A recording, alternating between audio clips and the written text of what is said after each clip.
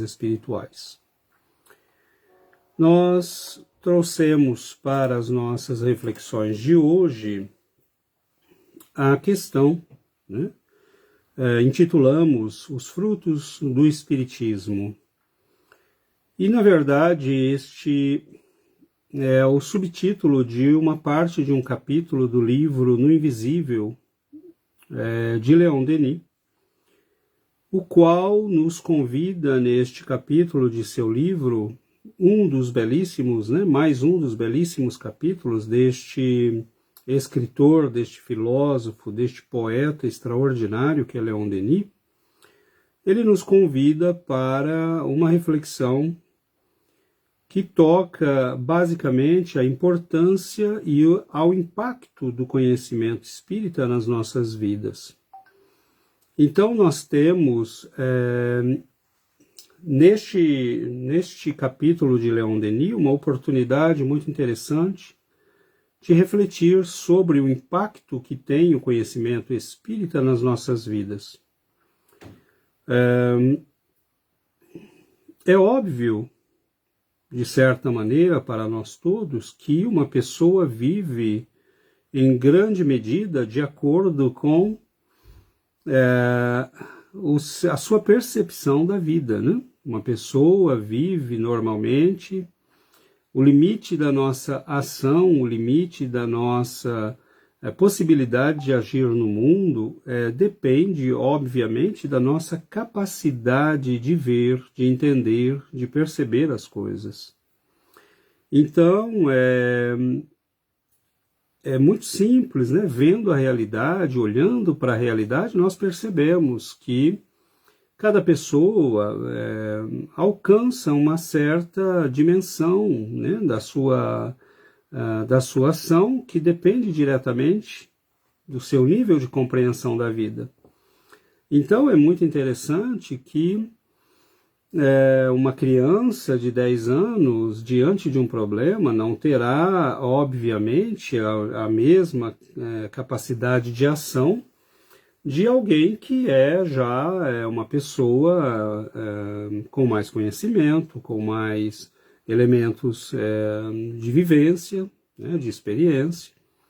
Então, cada um de nós vai agir e viver no mundo de acordo com o seu nível de conhecimento. E o conhecimento que nós temos da realidade nos permite agir sobre essa realidade. Por exemplo, eu não posso construir uma casa com a mesma eficácia que constrói um engenheiro. Eu não posso agir, e curar uma pessoa. Eu posso fazer alguma coisa por ela, pela pessoa que está doente, mas eu não posso curar uma pessoa como um médico a curará. Eu não posso ensinar matemática como um professor de matemática o fará. Então, a nossa ação está limitada, certamente, pelo nosso conhecimento. Quando nós olhamos para a vida é muito complexa, né? A vida em família, a vida das relações sociais, a vida do trabalho. Ela exige uma série de elementos, né? de compreensão, de ação. E isto nem sempre é uma coisa fácil. E é óbvio que a vida tem, o tempo todo nos impõe, né, decisões a serem tomadas, conflitos a serem resolvidos. Muitas vezes nós somos chamados a tomar posição em relação às situações. Então é uma discussão sobre política, é uma discussão sobre questões morais, enfim. Nós temos aí uma série de coisas que no dia a dia vão nos exigindo muita energia, posicionamento, capacidade de agir, de refletir. E nós, espíritas, queremos exatamente refletir sobre qual é o impacto, que diferença faz na nossa vida termos o conhecimento espírita. Qual é a diferença deste conhecimento com relação aos outros tipos de conhecimento? E no que o conhecimento espírita é um conhecimento que pode ter uma certa importância na nossa vida. Então, obviamente que Leon Denis, neste texto, nos convida a olhar para certos elementos, né? Por exemplo, nós podemos de início nos perguntar: nós vivemos como espíritas de acordo com o conhecimento que temos? Essa pergunta é muito importante, porque nós sabemos que diante da lei divina nós seremos julgados pelas nossas intenções, pelas nossas ações, pelo nosso nível de consciência e de conhecimento. Então, é preciso refletir sobre isto, né? Um médico que não cuida da sua saúde, por exemplo, é muito mais culpado do que um ignorante que não cuida da sua saúde. Uma pessoa que não conhece a realidade espiritual e vive pensando que é um corpo, é menos culpável, né, do que um de nós que conhece a realidade espiritual, que já tem noção do conhecimento espiritual, né?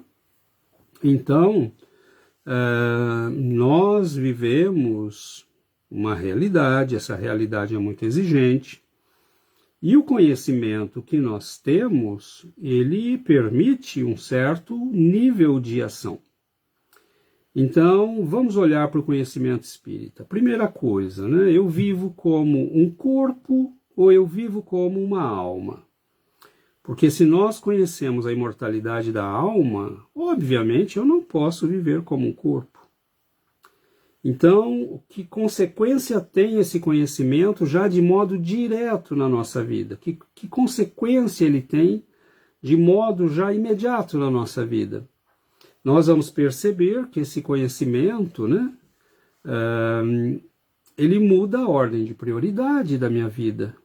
Eu não posso continuar vivendo brigando pelas mesmas coisas que eu brigava antes, dando importância à aparência. Lógico que nós não precisamos sair, né, todos destrambelhados pela rua porque mudamos a percepção de vida, não é isso.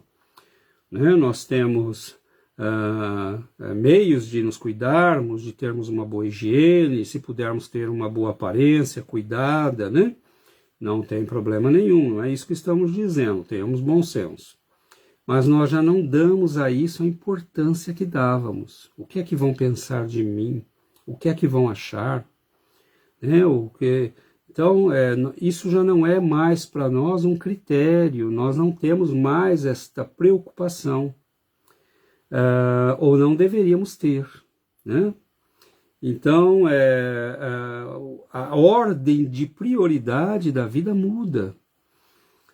Coisas que antes eram muito importantes para nós, né? Certas relações sociais, estar de bem com certas pessoas, né? Para poder aparecer na foto do jornal da cidade, nós começamos a mudar, porque nós começamos a olhar a vida não mais no limite do corpo. E qual é o limite do corpo? O limite do corpo é o cemitério.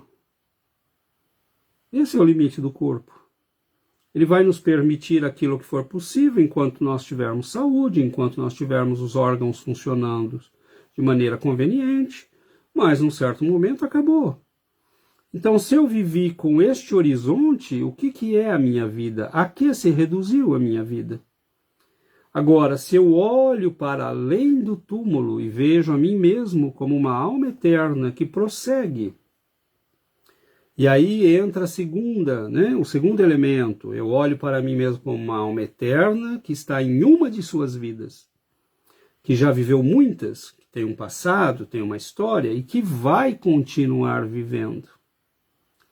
Então, isto muda completamente a minha forma de me relacionar comigo mesmo, porque eu passo a ter elementos e valores que eu não tinha antes, a minha forma de me relacionar com o próximo, porque eu presto atenção agora a elementos que eu não prestava antes, como os elementos da moral cristã. Não ferir, não machucar, amar o próximo, ser compassivo, né, ser empático com a dor dos outros. Eu não prestava atenção nisto, porque vivendo como um corpo, O horizonte mental, espiritual e emocional é o horizonte do egoísmo e do orgulho. Agora, quando você olha para si mesmo como uma alma, isso já não é mais possível, né? Nós temos que mudar o foco. Então, o conhecimento espírita, ele vai, em primeiro lugar, mudando a nossa forma de ver a vida, de perceber a realidade, de perceber o mundo, de perceber os eventos. E nós começamos a entender, por exemplo, a importância da moral cristã. Quando nós conhecemos o perispírito, quando nós conhecemos a lei de ação e reação, quando nós entramos em contato com os espíritos através da mediunidade ou através da literatura trazida por eles, nós começamos a refletir.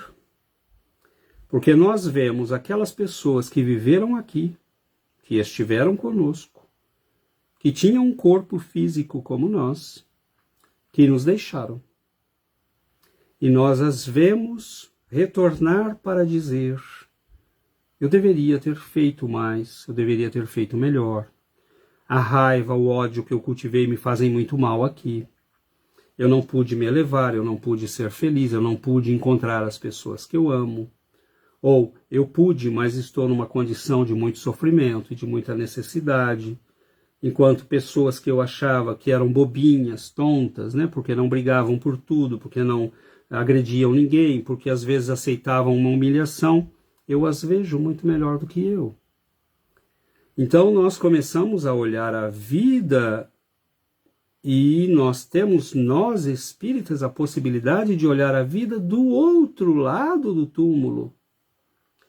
E aí a coisa muda, meus irmãos, não dá para ficar do mesmo jeito, só se nós formos muito cegos. É como alguém dizer para você: olha, não come essa comida que ela está estragada, e você come. Você está assumindo um risco que pode te fazer mal. Olha, não coloque a mão nesse lugar porque está cheio de bactérias e vírus, e você coloca. Você tem o conhecimento, sabe como evitar o problema e, no entanto, não o evita. Nós temos o conhecimento da realidade da vida, nós percebemos o que acontece conosco do outro lado, nós entendemos as consequências de uma vida. A pessoa viveu toda uma vida, chega no plano espiritual, ela vem dizer o que ela está vivendo. E o bonito é que hoje nós não precisamos sequer esperar que os espíritos venham nos dizer, porque eles estão nos dizendo há mais de 150 anos. Basta pegar as obras maravilhosas da codificação, as obras extraordinárias de Chico Xavier, e nós teremos uma visão do mundo, da realidade, da vida, o que acontece conosco, quais são os efeitos das nossas ações, qual é a ação do nosso passado sobre a nossa vida atual.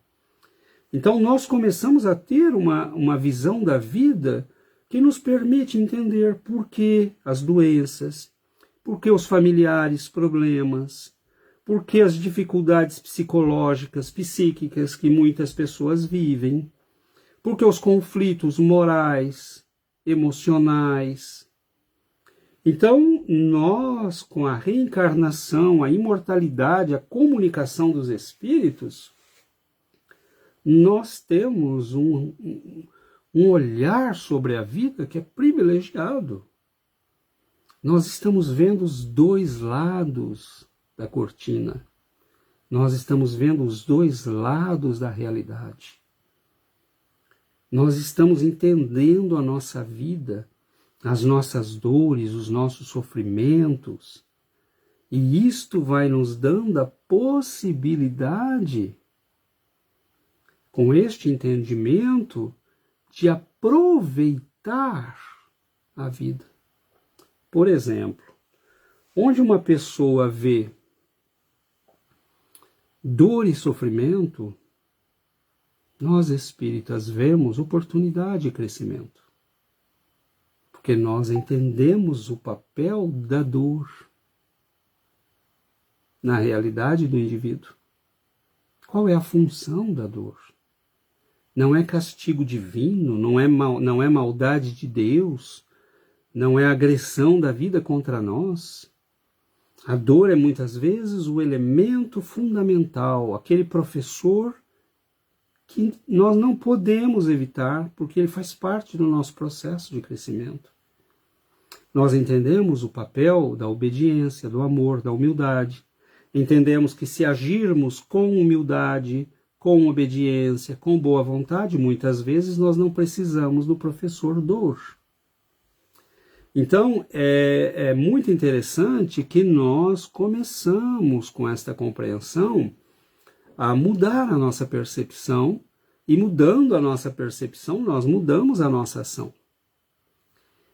Aquela pessoa problemática da minha família não é mais só alguém que eu devo olhar com aquele desejo de evitar. É alguém que eu preciso tentar estabelecer um contato novo, uma forma nova de lidar.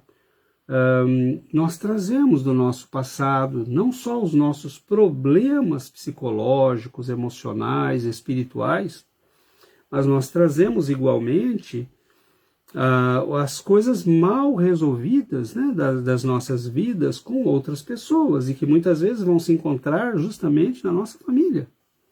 Porque é onde está ali os elementos, os elos mais sólidos, né, de uma vida, e que você não pode evitar. Você vai ter que encontrar a pessoa, toda festa, todo churrasco, todo encontro de família, ela vai estar ali. É um irmão, é um tio, é um parente qualquer. Né? Então, a vida nos impõe e nos dá a oportunidade de reconstruir. Então, para nós espíritas, o que para muita gente é um problema, né, ou é uma coisa a se evitar, para nós é uma oportunidade, porque eu vejo aquilo como uma oportunidade que a vida está me dando para eu reconstruir a minha vida, as minhas relações, as minhas oportunidades. Então, nós, espíritas, entendemos, por exemplo, a importância do Evangelho de Jesus, a importância de ser bom, a importância de fazer a caridade, a importância de ser generoso. Jesus estava nos dando o segredo da felicidade. Não é para agradar fulano ou beltrano, ou para aparecer na foto, é para ser feliz, autenticamente feliz. É para isso que serve o Evangelho. E nós temos escolhido não ser felizes. Temos feito a escolha de continuarmos infelizes. Então, o conhecimento espírita, ele é um conhecimento que tem igualmente as suas exigências. Não é muito fácil você viver num mundo em que a maioria das pessoas tem uma percepção diferente da sua. Precisa muita coragem, precisa muita maturidade, precisa muita capacidade de decisão. Precisa ter entendido profundamente aquilo. Então, viver num mundo em que se cultua a matéria, em que se cultua o dinheiro, a fama, o poder, e você viver neste mundo e cultuar o espírito, o crescimento, o conhecimento, a melhoria espiritual, a caridade, é óbvio que nós não vamos ter uma vida nem sempre muito fácil. Mas quando Jesus nos disse: aquele que quiser vir após mim, tome a sua cruz e siga-me. Jesus está falando da nossa cruz pessoal. A nossa cruz é a soma das nossas experiências. Obviamente que a cruz é um símbolo de sacrifício, então nós temos que fazer o sacrifício do crescimento e da melhoria de nós mesmos. Mas a cruz, meus irmãos, é também o que nós podemos chamar de estrutura da realidade. A cruz é a estrutura da realidade. Então é como se Jesus nos dissesse: você quer vir após mim? Você tem certeza? Você é capaz de aceitar a realidade tal qual ela é? Você é capaz de olhar para si mesmo e aceitar quem você é, sabendo concretamente todas as suas faltas, toda a tua miséria, todas as tuas necessidades? Você é capaz de olhar para si mesmo e dizer: sim, eu sei quem eu sei quão necessitado eu sei que eu preciso mudar a minha vida, eu anseio por esta mudança e eu vou fazê-la. Eu vou tomar a minha cruz. Eu aceito a realidade na qual eu estou e dela eu parto para a aventura do crescimento espiritual. Então, qual é a nossa cruz? É a realidade na qual nós estamos. Quem nós somos, com quem nós vivemos, o tecido de relações nos quais nós estamos implicados, aquilo que não podemos mudar e aquilo que podemos e devemos mudar, tudo isto é a nossa realidade. Então nós temos, quando aceitamos seguir o caminho do Evangelho, quando aceitamos seguir, por essa estrada de crescimento, nós estamos também aceitando pagar um preço, que é o preço de aceitar a realidade, começar o processo de mudança, e ir aos poucos sacrificando tudo aquilo que era a nossa percepção de vida, tudo aquilo que nos ligava à matéria, às paixões. É um trabalho de esforço de crescimento. Agora, há um trabalho e há um preço a pagar. Nós temos a impressão que estamos vivendo num mundo muito diferente do mundo em que Jesus viveu. Ou que os apóstolos e os primeiros discípulos, logo depois dos apóstolos, viveram.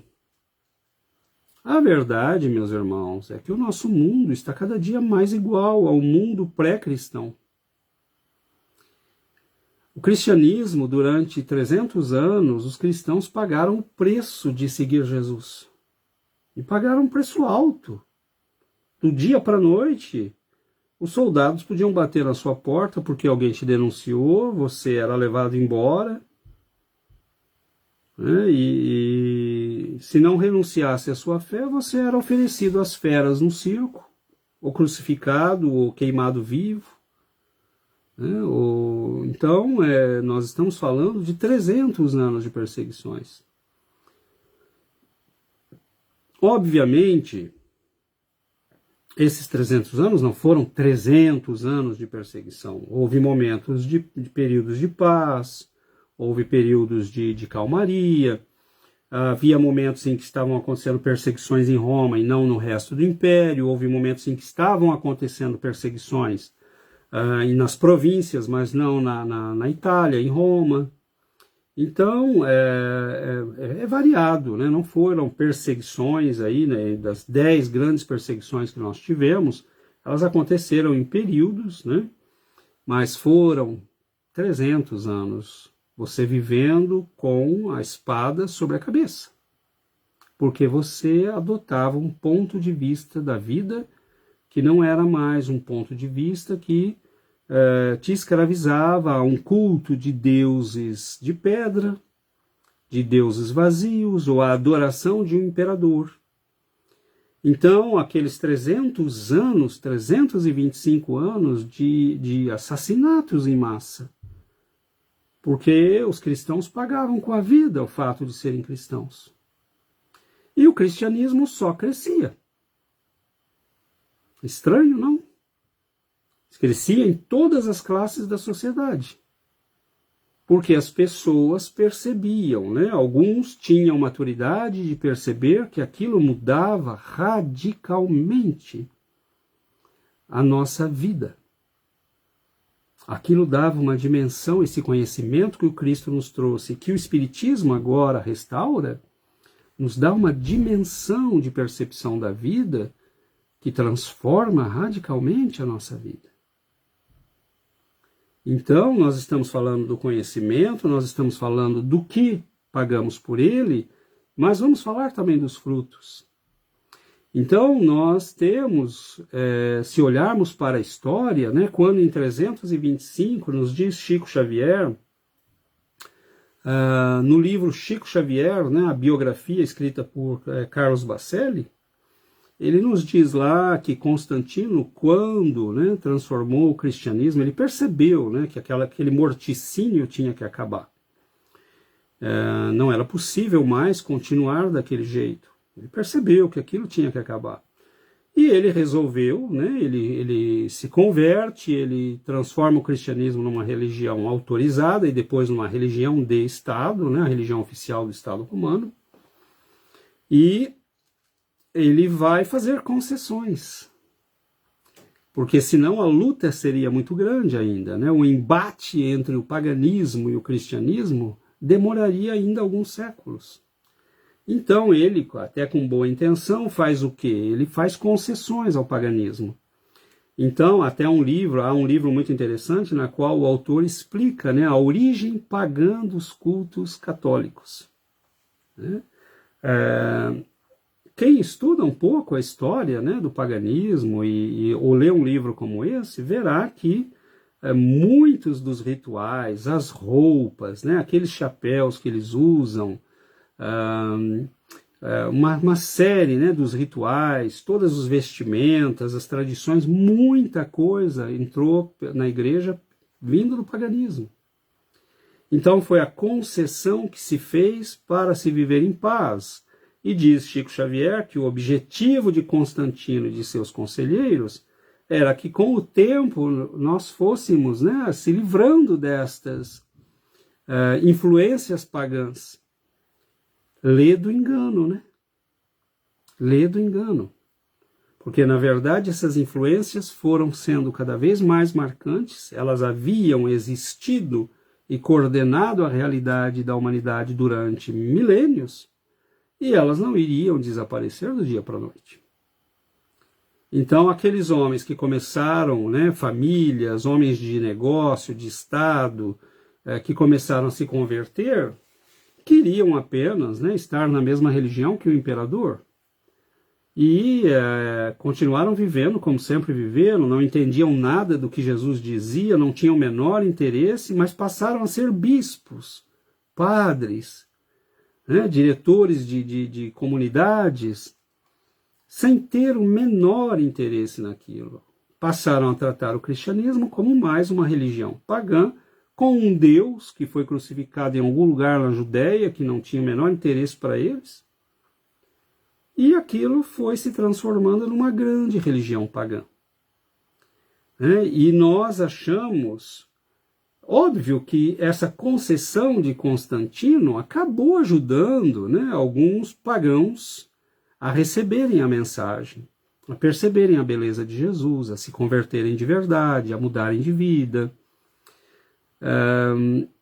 Mas a verdade é que nós espíritas entendemos que o processo evolutivo não se faz por imposição. Não se faz por negociação. O processo evolutivo se faz por decisão pessoal, né? Por autoconhecimento, por estudo, por esforço, por decisão pessoal própria. Ninguém obriga ninguém a nada, né? Então, toda aquela imposição que a igreja foi criando à medida que ganhava poder, na verdade, as pessoas passaram a agir externamente como ela exigia, mas interiormente não tinham o menor interesse naquilo, não queriam saber daquilo. Para não ter problema, você aceita e faz como todo mundo.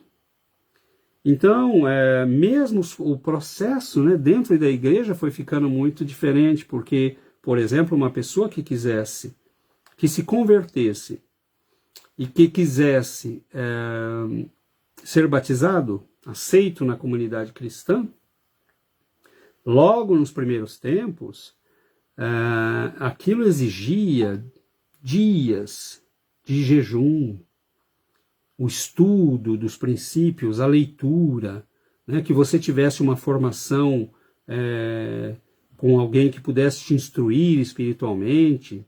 Havia todo um processo, mas à medida que muita gente foi se convertendo, muitos bispos e padres começaram a dizer, não dá, não tenho condições, né? 10 dias de jejum, mais isso, mais aquilo, Vamos acelerar isso, né? E principalmente se essas pessoas eram ricas e poderosas, você as queria dentro da igreja sem fazer muitas exigências, né? Porque a igreja procurava se solidificar, se fortificar diante das ameaças que existiam ainda. Então, nós vamos vendo aí uma série de concessões que vão sendo feitas. Uma série de concessões. Por exemplo, né, a confissão.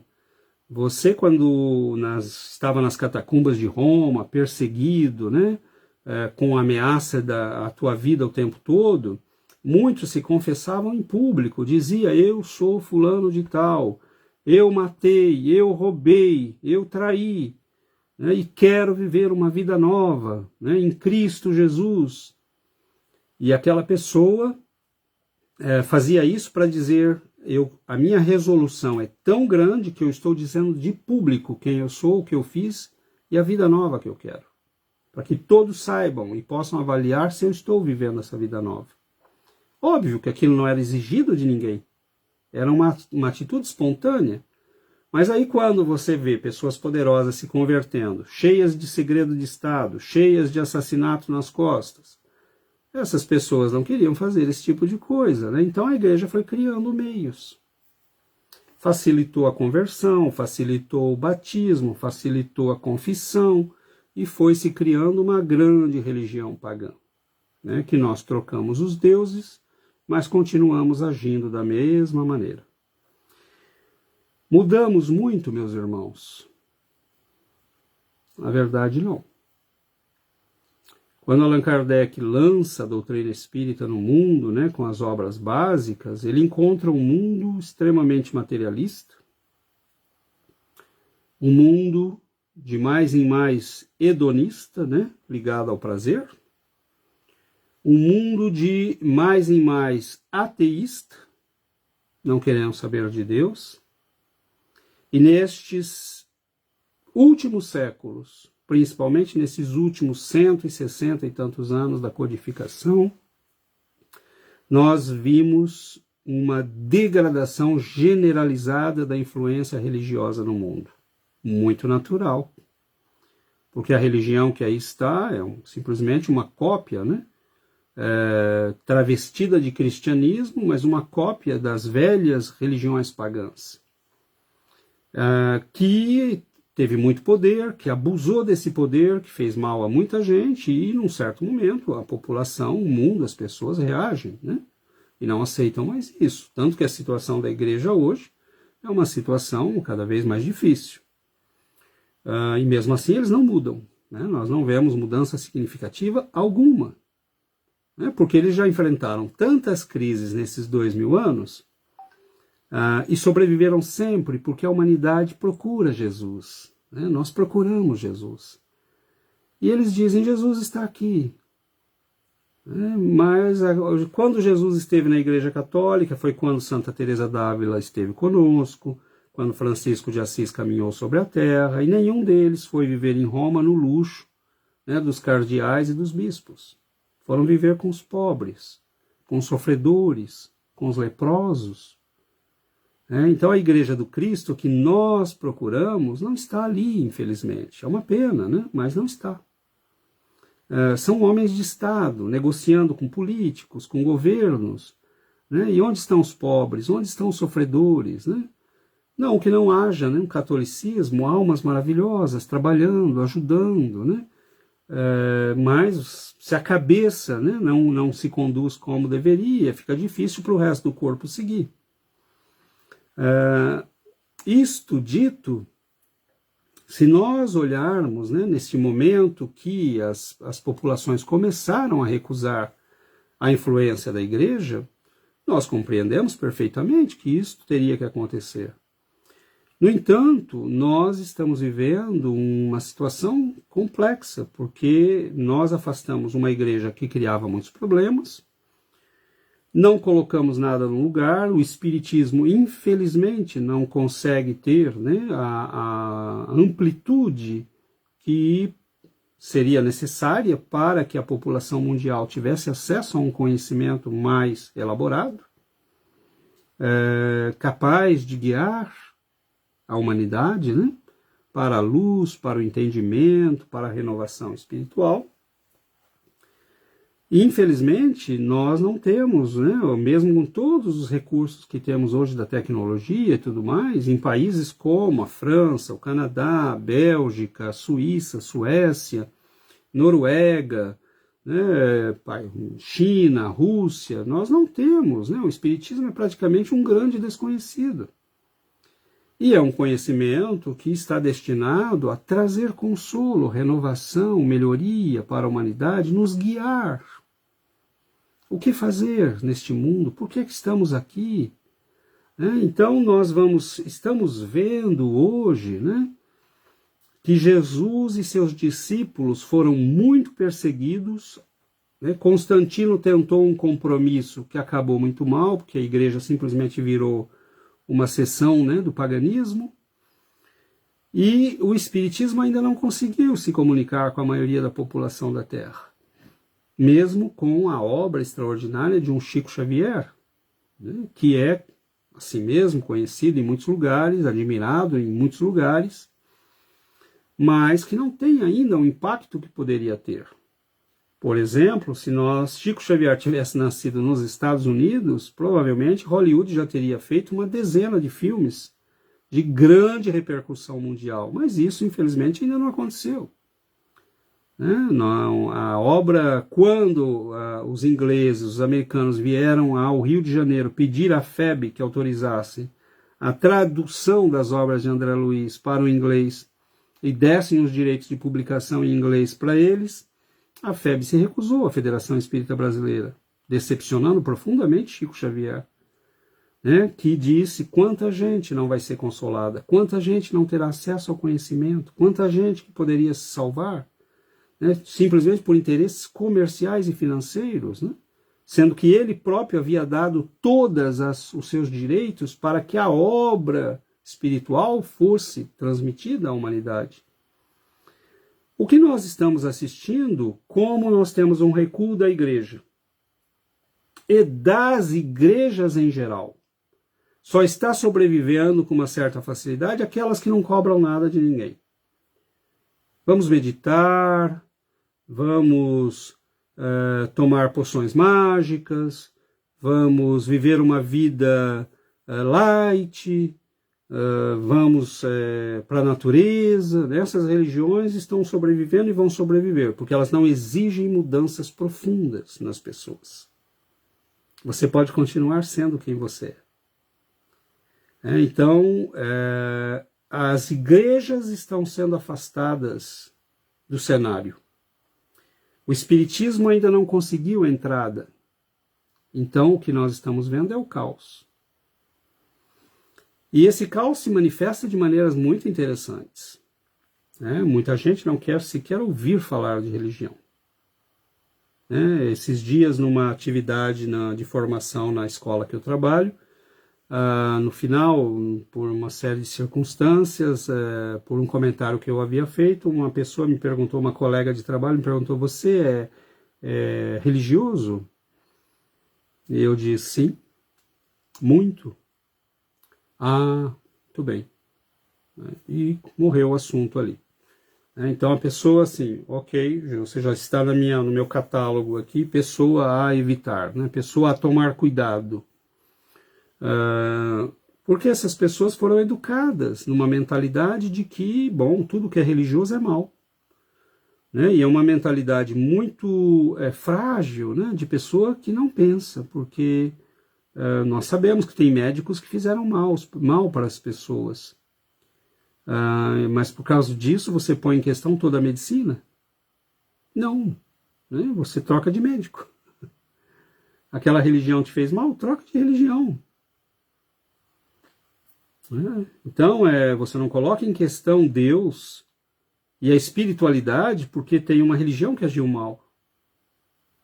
E não estamos aqui julgando, né, o catolicismo, é muito amplo isso, teria que ter um estudo muito amplo para isso, e nós não vamos fazer isso aqui hoje.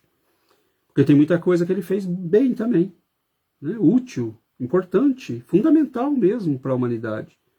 Mas não vamos entrar nisso. Agora, O que está acontecendo? Nós não queremos nem falar que somos espíritas ou que somos cristãos em países como estes, né? Porque, e vemos pessoas, né, conheço gente da França, que tem feito trabalhos públicos no Brasil, né?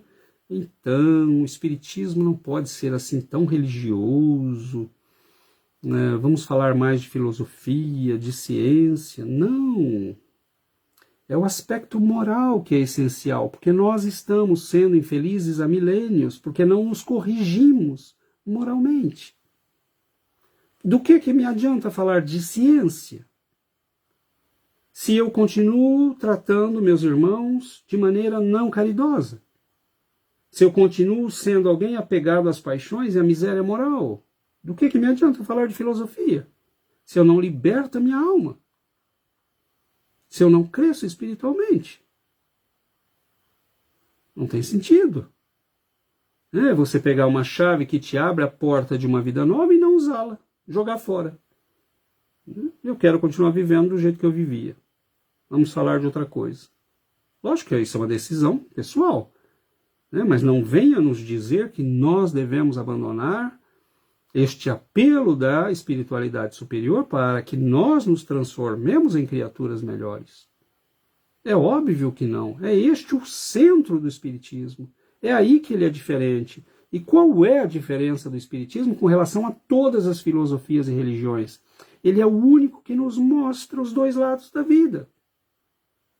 Ele é o único que nos explica por que ser bom, por que ser caridoso, o que é que acontece conosco depois da morte, para onde vamos, como ficamos, como estamos. Ele nos dá a chave da compreensão disso tudo. É a única doutrina que nos dá plenamente a justificativa para sermos cristãos. Como é que eu vou deixar isso? Se isso é o centro da coisa. O que é isso? Perseguição, trevas. A perseguição continua. Não nos mandam mais para o circo, mas tentam destruir o tempo todo a mensagem, para que a humanidade continue escrava, continue na miséria moral, continue presa às paixões, às guerras, ao sexo desregrado, às paixões doentias.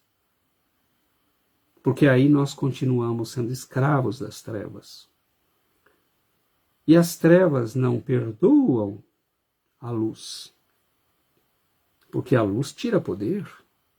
Ela acaba completamente com o poder das trevas. Uma pequenina lâmpada que se acenda e a escuridão perde seu poder.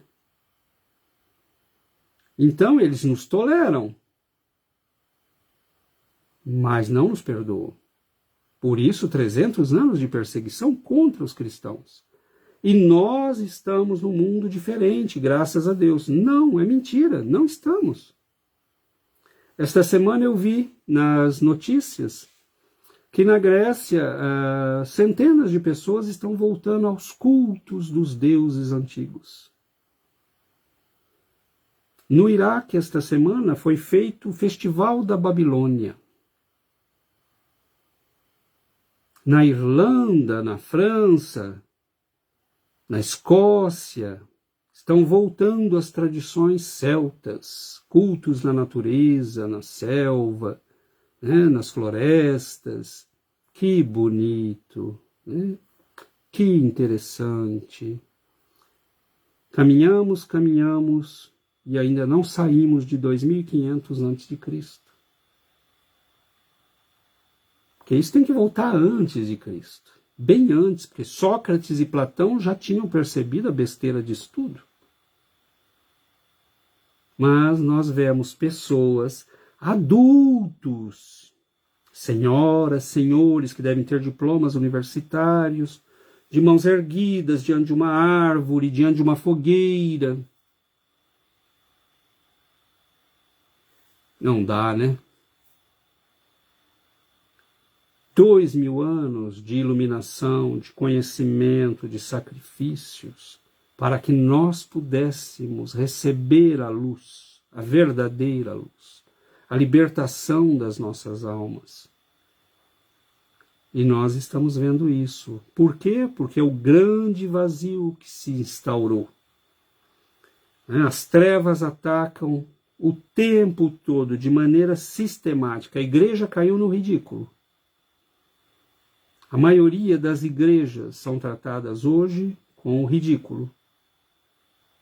E nós, espíritas, não conseguimos levar a doutrina espírita. Então nós temos que pensar seriamente, porque o espiritismo nos dá o cristianismo de volta. Nós, espíritas, temos acesso ao cristianismo. Nós ouvimos Jesus. Vemos Jesus. Se quisermos, sentimos Jesus. Porque a mensagem espírita nos descortina, nos dá chaves para trazer o Cristo de volta à vida no século XXI. Graças à doutrina espírita. Mas isto precisa ser levado para a humanidade. Então nós temos que aceitar o preço, muitas vezes, de viver num mundo que nos vai tratar como loucos, né? Vamos torcer para que não nos mandem para a fogueira, né? Porque do jeito que a coisa está indo, estão restaurando os cultos antigos. Qual é o caminho disso? Onde vai parar isto? Esta infantilidade espiritual da humanidade. Este ridículo de criaturas que não cresceram, que estão vivendo como crianças espirituais, depois de nós termos Santo Agostinho, Santo Tomás de Aquino, São Francisco de Assis, Santa Teresa d'Ávila, São João da Cruz, a codificação espírita, e nós estamos restaurando os velhos cultos aos deuses pagãos. Vamos adorar Júpiter, Mercúrio, Vênus. É triste, né? É triste. Mas até isso o Espiritismo nos permite entender. Eu não posso, nenhum de nós pode exigir dos outros essa transformação. Ela é pessoal. Se você está maduro para entender isto, para incorporar isto na tua vida, você está maduro. Às vezes o menino que você tem em casa é um pagãozinho ainda. Às vezes o marido é um pagão. E não estou falando isso de modo depreciativo, não. Ele está no estado mental de quem ainda cultua deuses de pedra. Ele não entendeu o Deus vivo. Ele não entendeu o Deus de fogo e o Deus de amor que nós conhecemos. Então nós temos que respeitar os nossos irmãos, porque a doutrina espírita já nos explicou. A evolução é um processo lento, que exige esforço pessoal, que exige dedicação, que exige que nós nos impliquemos na nossa própria construção. Então, quando Jesus diz, né, que aquele que o ouve e que aplica aquilo que ele ensinou é um homem sábio e previdente, que constrói a sua casa na rocha sólida, e que aquele que ouve, mas que aquilo entra e sai e constrói a sua vida não no que ele fala e não seguindo o que ele diz, é um homem imprevidente que está construindo a sua vida na areia. Pode parecer sem importância isso, mas o que o Cristo está dizendo é que o teste de fogo virá. O que é que você vai fazer com seus deuses de pedra quando chegar a doença, o sofrimento, a morte, a dor? Eu tenho um Deus vivo a quem recorrer. E eu sei que Ele age, eu sei que Ele tem poder. Eu tenho as falanges de espíritos benfeitores a quem eu sei que posso recorrer. Com humildade de saber que, se não merecer, não terei. Mas eu sei a quem recorrer. Eu sei a quem pedir. Então, meus irmãos, somos finalmente pessoas adultas? À medida que nós cultivamos este conhecimento, nós vamos também colhendo os frutos dele. E os frutos da doutrina espírita é uma profunda serenidade, uma profunda confiança na vida e em Deus, a certeza de que não estamos sós, a certeza de que seres benevolentes cuidam de nós, nos amparam na caminhada da vida. Os frutos são os frutos da serenidade, da lucidez, num mundo em que pessoas estão perdidas, que não sabem para onde vão e o que estão fazendo. Nós temos claridade mental e espiritual para saber o que estamos fazendo aqui. Nós sabemos o que viemos buscar. Nós sabemos para onde ir. Nós sabemos em que direção olhar. E isto é precioso. No mundo em que as pessoas estão cegas, perdidas. Imagine o estado mental de alguém que volta a cultuar os deuses pagãos.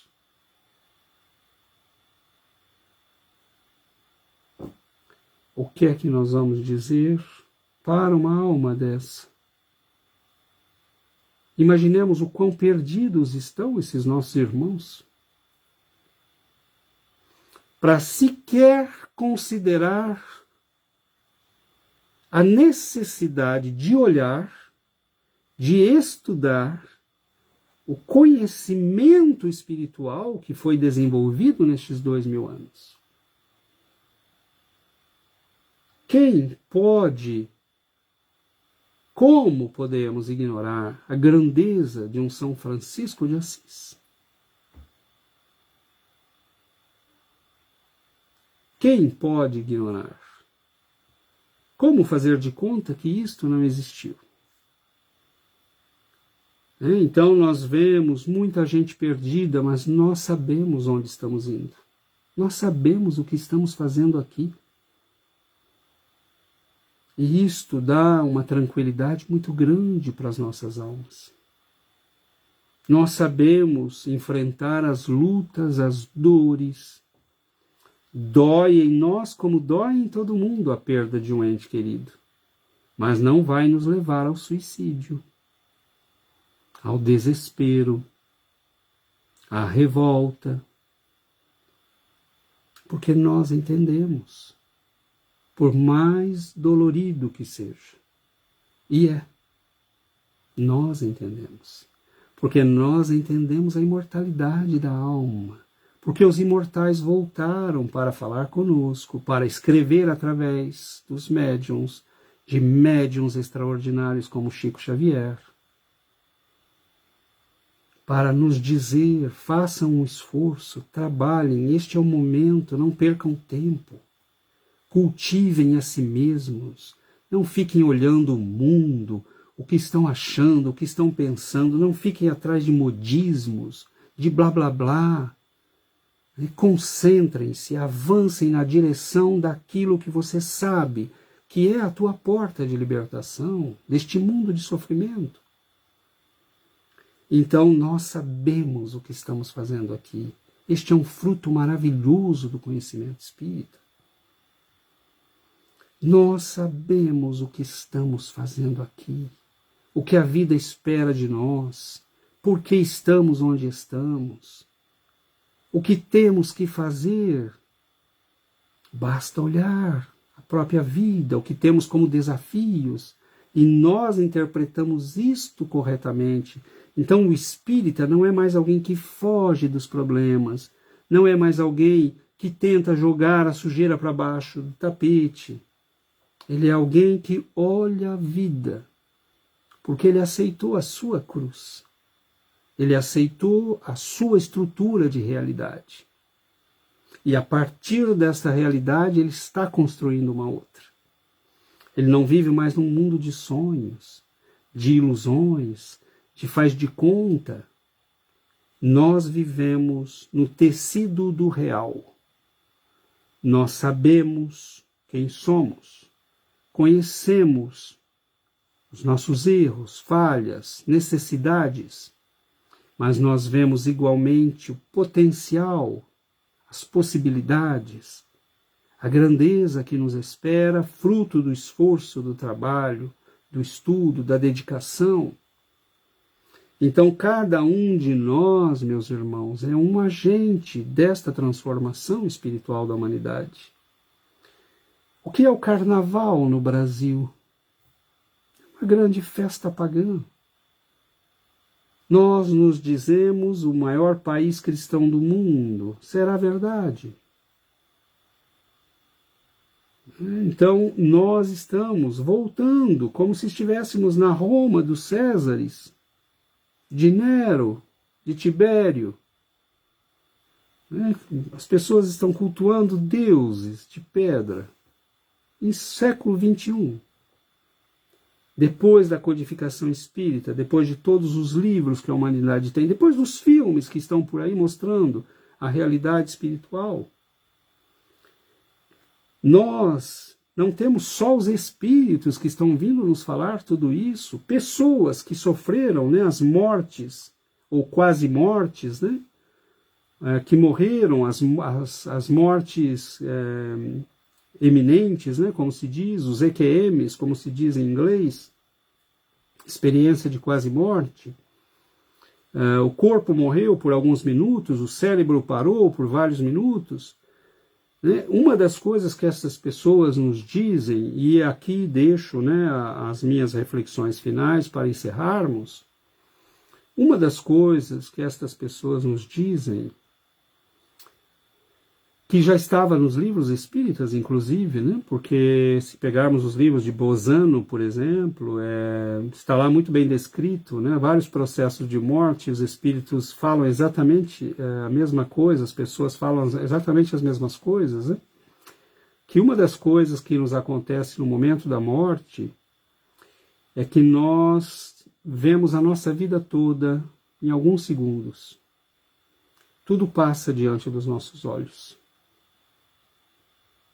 E nós percebemos com muita clareza esse balanço que é feito da nossa vida, o que foi importante, o que não foi, as pessoas que machucamos, as pessoas que se sentiram felizes só com o fato de existirmos, as pessoas a quem fizemos o bem. Então, aquilo tudo passa diante de nós. E esta semana nós conversávamos, eu e a Giovana, e nós ficamos pensando, meu Deus, como deve ser horrível uma pessoa que o filme não tem nada para mostrar.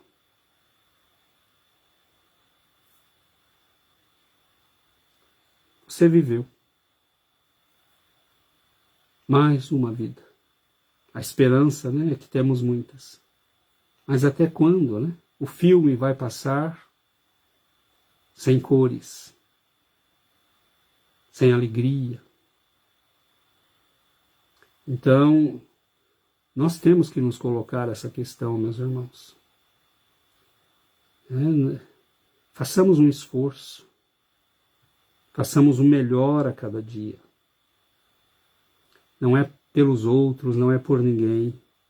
É para que neste último dia, seja qual for o filme que passar, nós possamos dizer para nós mesmos, não é perfeito, não é o melhor, mas eu lutei. E não parei de lutar nenhum dia. Então é isto que Deus espera de nós, é isto que Jesus espera de nós, é isto que os bons espíritos esperam de nós. Que a nossa vida seja um esforço, um trabalho, é uma luta constante. Mas que neste último dia, neste último suspiro, nosso coração, quando descansar, nós estaremos em paz. Porque como Paulo nós poderemos dizer, terminei a carreira, eu lutei o bom combate, guardei a fé. Então que Jesus, meus irmãos, nos abençoe e que nós aproveitemos o conhecimento que temos, porque ele é precioso. E se nós soubermos utilizá-lo, nós podemos criar realmente uma vida nova, uma vida de grande liberdade, de muito amor, de muita compaixão, de muita alegria. Que Jesus nos abençoe, nos ilumine, nos guarde sempre no seu amor e na sua paz. Fiquemos todos com Deus.